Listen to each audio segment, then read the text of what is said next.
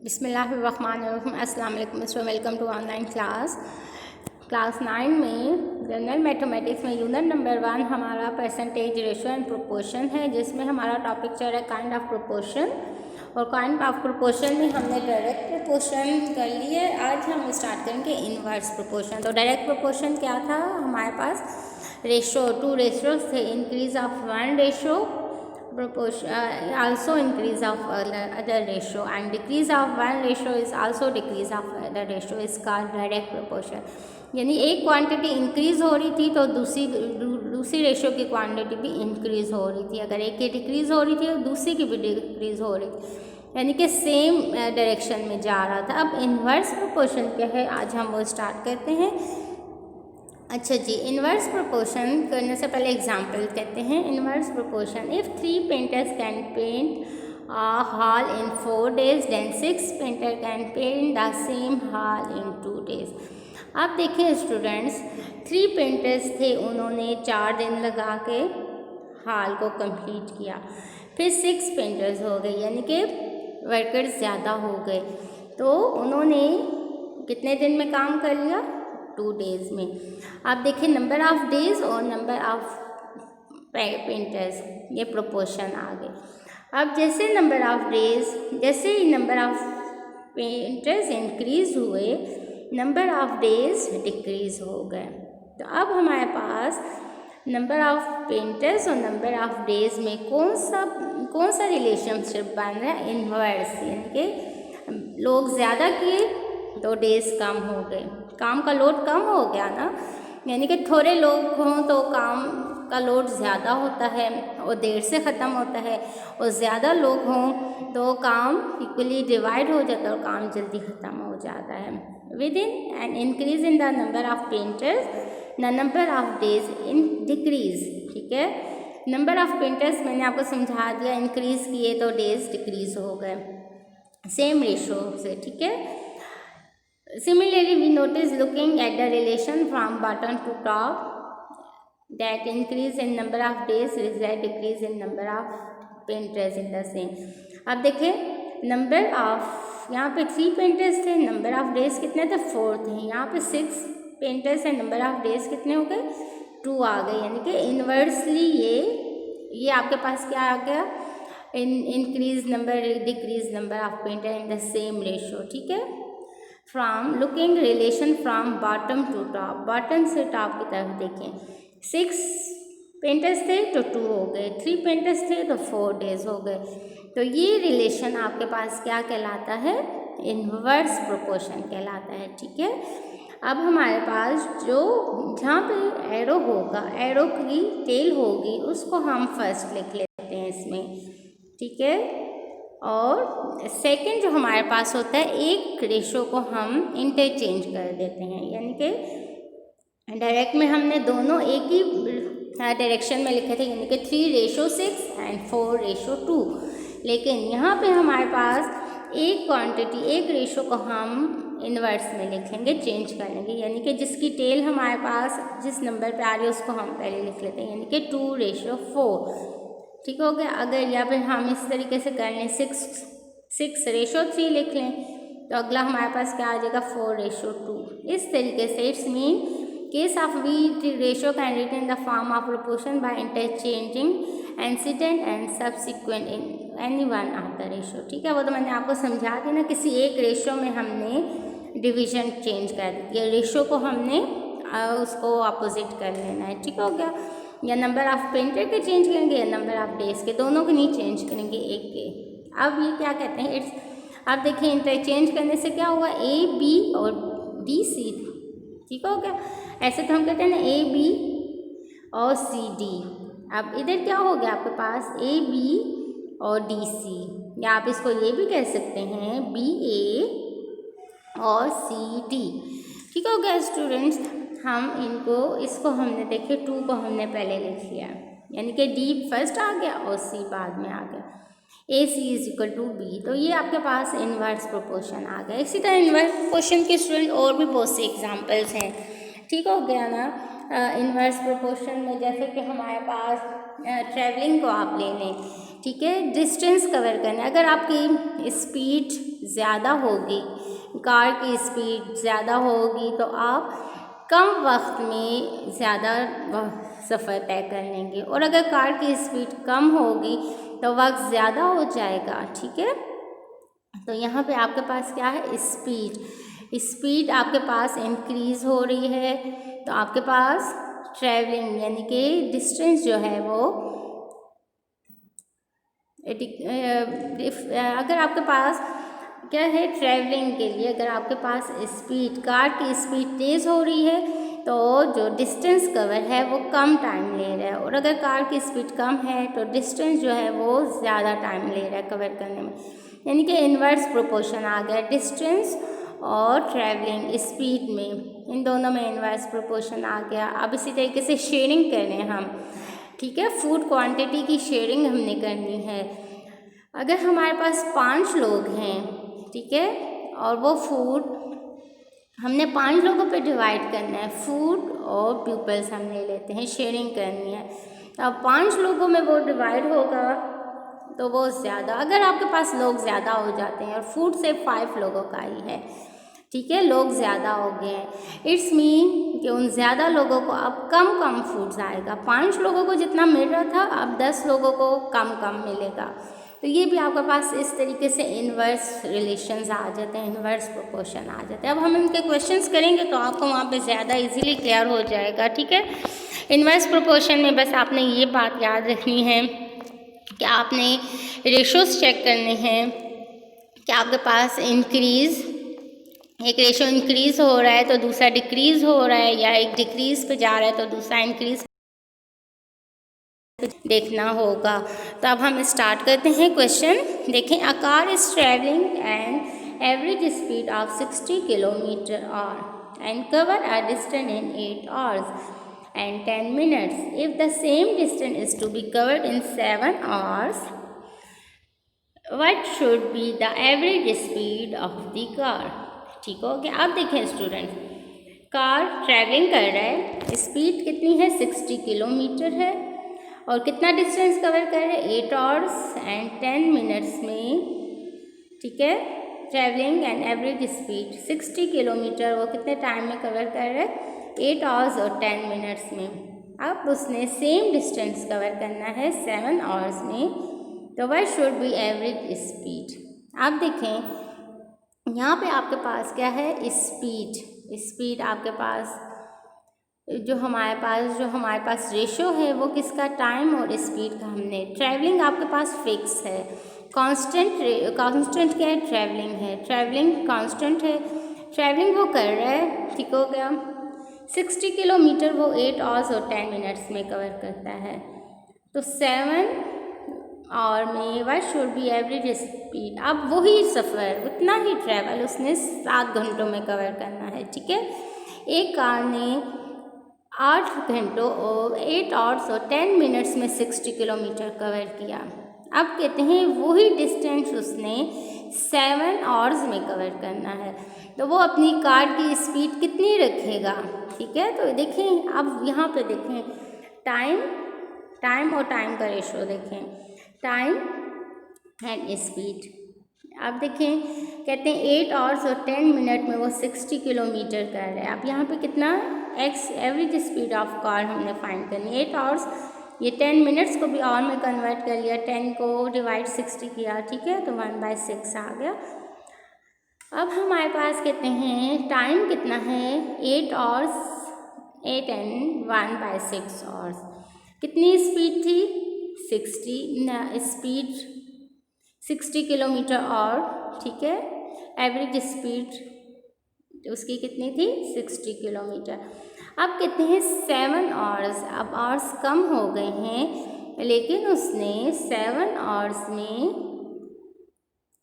Cover करना है distance, same distance उसने अब 7 hours में कम करना है, यानी कि अब टाइम कम हो गया और स्पीड अब उसने क्या करनी है, ट्रैवलिंग उसने उतनी ही करनी है, लेकिन टाइम कम हो गया। तो ये देखिए इन्वर्स प्रोपोर्शन आ गई, यानी कि टाइम कम हो गया तो वो गाड़ी की स्पीड तेज़ करेगा ना, 60 किलोमीटर। अब उसकी स्पीड ज़्यादा कर देगा वो, कि उसने 60 किलोमीटर 8 आवर्स में, 8 आवर्स एंड 10 मिनट्स में किया है कवर। तो अब 7 आवर्स में भी वो 7 आवर्स में वो सेम डिस्टेंस उतना ही कवर करना है। इट्स मीन कि वो अपनी गाड़ी की स्पीड बढ़ा देगा। तो ये हो गया आपके पास इनवर्स प्रोपोर्शन। टाइम आपके पास डिक्रीज हो रहा है और स्पीड आपके पास इंक्रीज होगी। डेफिनेटली यहाँ पे आपको समझ आ गई, टाइम डिक्रीज हो गया और स्पीड इंक्रीज होगी। ठीक है, this is inverse proportion. 8 × 1/x ratio 7 proportion. अब हमने कहा ना कि हम दोनों में से एक रेशो को क्या कर लेंगे, उसको हमने चेंज कर लेना है। यानी कि हम x पहले लिख लेते हैं और 60 को बाद में लिख लेते हैं। ये आपके पास इंटरचेंज हो गया। तो इनवर्स प्रोपोर्शन। अब हम प्रोडक्ट ऑफ एक्सट्रीम ले लेते हैं। 7x एंड ये मल्टीप्लाई हो गया, इसको हमने सॉल्व किया तो 49/6 आ गया, मल्टीप्लाई बाय 60। अब हमें x की वैल्यू चाहिए तो डिवाइड 7 ऑन बोथ साइड। अब जब हमने 7 को बोथ साइड डिवाइड किया तो हमारे पास आ गया x = 49। यहाँ पे भी डिवाइड कर दिया। अब इसकी सोल्यूशन कर ली, सिंप्लीफाई कर लिया। 6 10 are 60, तो 49/1 मल्टीप्लाई बाय 10/7, 7 मल्टीप्लाई बाय 10। अब ये 7 7 are 49, तो 70 किलोमीटर आवर्स। ठीक है, अब उसकी स्पीड देखिए, पहले ये कितनी थी, 60 किलोमीटर। उसने अपनी स्पीड में उसने 60 किलोमीटर कवर किया 8 आवर्स में, 8 आवर्स एंड 30 मिनट्स में। तो 70 किलोमीटर उसने, अब 7 आवर्स में उसने स्पीड कितनी उसकी होगी, 70 किलोमीटर आवर। यानी कि उसने अब अपनी स्पीड, कार की स्पीड बढ़ा दी, यानी कि 70 कर ली। तो उसने वो सेम डिस्टेंस कवर कर लिया 7 आवर्स में। ठीक हो गया। क्वेश्चन में कहा था कि आपने क्या करना है कि डिस्टेंस फाइंड करना है, स्पीड फाइंड करनी है। ठीक है ना, डिस्टेंस सेम था, डिस्टेंस कांस्टेंट था उसमें, यानी कि 8 आवर्स एंड 15 मिनट्स में भी उसने उतना ही डिस्टेंस कवर करना था और 7 आवर्स में भी उसने उतना ही डिस्टेंस कवर करना था। तो अब एक तो हमें पता है कि उन्होंने स्पीड दे दी कि 60 की स्पीड पे वो था, तो उसने 8 आवर और 15 मिनट्स में किया। तो फिर 7 आवर्स में यकीनन वो अपनी स्पीड कार की तेज़ करेगा, तो वो फिर उस टाइम पूरा करेगा ना अपना सफ़र। तो इस तरीके से ये इनवर्स प्रोपोर्शन के क्वेश्चन है। अब सेकंड कहते हैं 30 soldier in a bunker have enough food for 45 days. 5 soldiers were shifted to another bunker. How long would the food last for the remaining soldiers? अच्छा जी, 30 सोल्जर्स हैं। बंकर मीन के जो हमारे पास सोल्जर्स के लिए अंडरग्राउंड जो बना लेते हैं, स्पेस जगह बनाते हैं जहाँ पे वो प्रोटेक्शन के लिए वो लोग रहते हैं। ठीक है ना, तो कहते हैं 30 सोल्जर वहाँ पे शिफ्ट हुए और 45 डेज़ का उन्हें खाना दे दिया। अब उसमें से कहते हैं 5 सोल्जर्स शिफ्ट हो गए दूसरे बंकर में। How long would the food last for the remaining soldiers? अच्छा जी, आप कहते हैं बताएं कि जो 45 दिन का फूड जो था वो कितने दिन अब चलेगा, जबकि उसमें लोग कम हो गए हैं। आप देखें 30 soldier in a bunker 30 shifted to another 5, यानी कि कितने रह गए 25। अब हमने चेक करना है कि 25 लोगों के लिए ये फूड कितने दिन चलता है। ठीक है, जो कि 45 डेज़ के लिए था। तो आप देखिए सोल्जर्स और डेज़, 30 सोल्जर्स के लिए 45 डेज़ के लिए मील था। अब 25 डेज़ हैं, 25 सोल्जर्स हैं और फूड आपके पास कांस्टेंट है, फूड आपके पास वही है। तो अब 100% लोग कम हो गए हैं तो ज़्यादा टाइम होगा ना, ज़्यादा टाइम तक चल जाएगा। उसमें से नंबर्स 5 लोग चले गए हैं, 30 से 25 हो गए हैं, लेकिन फूड तो आपके पास उतना ही है ना, 45 डेज़ के लिए फूड गिवन था 30 लोगों के लिए। अब देखें 30 सोल्जर्स से 45 डेज़ के लिए, अब 25 हो गए हैं। अब कहते हैं बताएं कि वो फूड कितने दिन के लिए चलेगा। सोल्जर डिक्रीज़ हुए तो डेज़ इंक्रीज़ हो जाएंगे, ठीक है ना। इनवर्स प्रोपोर्शन आ गया, यानी कि एक डिक्रीज़ हो रहा है तो दूसरा इंक्रीज़ हो रहा है। अब 30:25 प्रोपोर्शन x:45, जो टेल जिस पे आएगी उसको हम पहले लिखेंगे, ठीक हो गया। अब 25 multiply by x is equal to 30 multiply by 45, 25x is equal to 30 multiply by 45, dividing 25 on both side. अब 25 को बोथ साइड डिवाइड कर लिया तो आपके पास, हमने इसको सॉल्व किया तो हमारे पास is divisible by 5, 6/5 multiply by 5 divisible by 5, 6 multiply by 9 divided by 54। The food for last 54 days, ठीक हो गया। अब वही जो फूड था वो 54 डेज तक चलता रहेगा क्योंकि 5 लोग उसमें से चले गए हैं। अगर 30 लोगों ने 45 डेज़ में वो खाना फूड कंप्लीट करना था, 45 डेज़ के लिए था, तो 25 लोगों के लिए 54 डेज़ आ गया। इस तरीके से हमने ये इनवर्स प्रोपोर्शन के क्वेश्चन फाइंड करने होते हैं। हमारे पास अगर कोई इंक्रीज़ में जा रहा है तो दूसरी क्वांटिटी डिक्रीज़ में जा रही होती है, कोई डिक्रीज़ हो रही होती है तो दूसरी क्वांटिटी इंक्रीज़ हो रही होती है। अब क्वेश्चन नंबर 3 कहते हैं, a constructor engage 18 labours to complete a piece of work in 24 days. Due to some urgency the shifted 6 labours to another project. How long it take the remaining labour to complete the work. अच्छा जी, पहले तो इस question को समझ लें।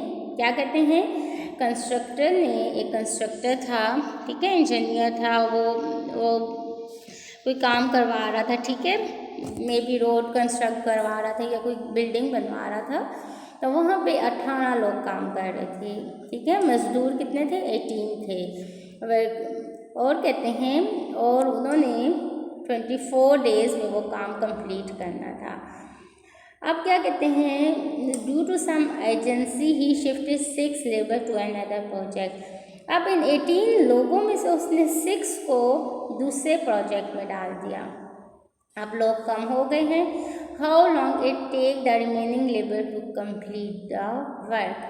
अच्छा जी, देखें 18 लोग 24 दिनों में काम कंप्लीट कर रहे थे, फिर उसमें से 6 लेबर्स दूसरी जगह शिफ्ट हो गए, यानी कि 12 लोग रह गए। अब 12 लोग वही काम कितने दिन में करेंगे। ज़्यादा लोग थे तो देखें डेज़ आपके पास कम डेज़ में उन्होंने काम कंप्लीट करना था। अब लोग कम हो गए तो यकीनन वर्क लोड ज़्यादा आ गया। इट्स मीन कि काम डेज़ भी ज़्यादा लगाएंगे ना। आप जब उनके पास 6 लोग चले गए हैं, अब 12 लोगों पे वो काम डिवाइड हो गया तो दिन ज़्यादा हो जाएंगे। तो देखें इस तरीके से हमारे पास लेबर्स और डेज़ में इनवर्स प्रोपोर्शन आ गया। Work will be complete in x days. अब हम देखते हैं कि 12 लोग जो हैं वो कितने दिन लगाएंगे। तो डेफिनेटली मेंटली भी आप देख लें, लॉजिकली भी देख लें, तो कम लोग हो गए तो काम भी दिन भी ज़्यादा लगाएंगे, ठीक है ना। ज़्यादा लोग होते, ज़्यादा लोग थोड़े वक्त में काम ख़त्म करते हैं और कम लोग ज़्यादा दिनों में काम ख़त्म करते हैं।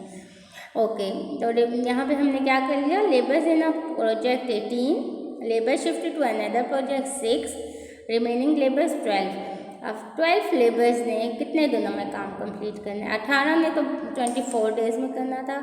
अब 12 लोग हो गए, इट्स मीन x हमने फाइंड करना है, कितने दिन हमें चाहिए, यानी कि लोग कम हो गए हैं, ठीक है, तो काम भी ज़्यादा हो जाएगा, यानी कि फिर डेज इंक्रीज़ हो जाएंगे।